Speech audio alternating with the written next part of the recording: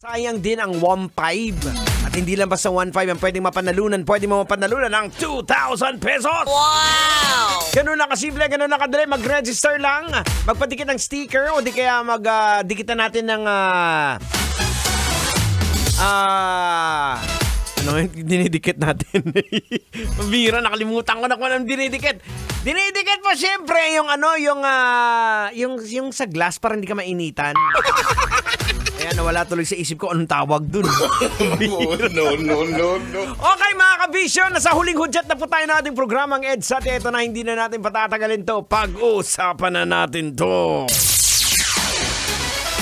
Mainit pa rin po ang usapin na humingi ng tawad sa pamamagitan ng isang press conference ang nanay ng Filipino gymnast na si Carlos Yulo Pascual. Carlos Yulo lang pala. Na si Angelica Yulo sa kanyang anak matapos ang mga kontrobersiyang bumalot sa kanila kaugnay sa usaping pera at love life. Oh no! Humingi rin ng tawad sa mga nasabi laban kay Kaloy sa panayam dahil lang totoo raw, pagod at puyat daw siya dahil sa kakanood ng laban ng anak. Oh no! At hindi raw siya nakapag-isip ng tama sa mga sunod-sunod na tanong sa kanya ng mga chismosang reporters. No. Okay, Tang! Ano na? Logican na natin to! Ano pang ine-try mo, kalbo? Logican mo na yan! Logican na yan! Alright mga kabisyo, logican na yan. Anong leksyon ang ating mapupulot? Anong aral ang ating madudukot? Boards, kailangan pa bang i-memorize yan? Basic to sa ating mga Pinoy ang masasabi nating kadramahan. Oh no!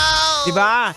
Kasi unang-una po, isa sa mga dapat sisihin natin dyan, kami din pong nasa media, mga sulsol.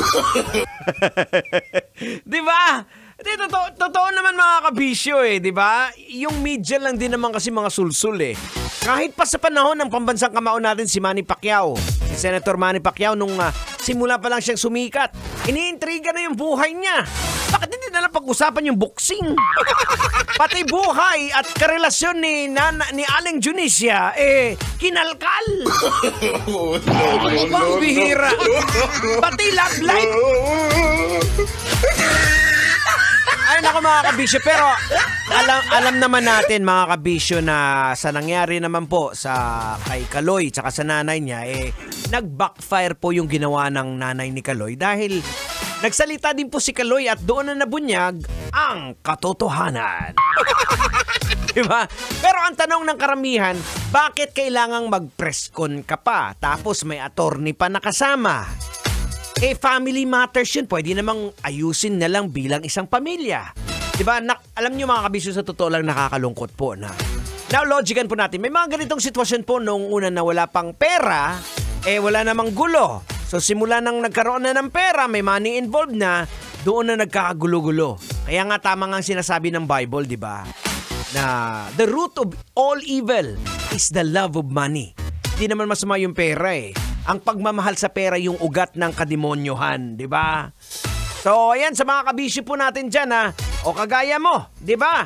Nung minsan inutusan ka na magbayad ng Meralco, ang ginawa mo, pinantaya mo muna sa tongit.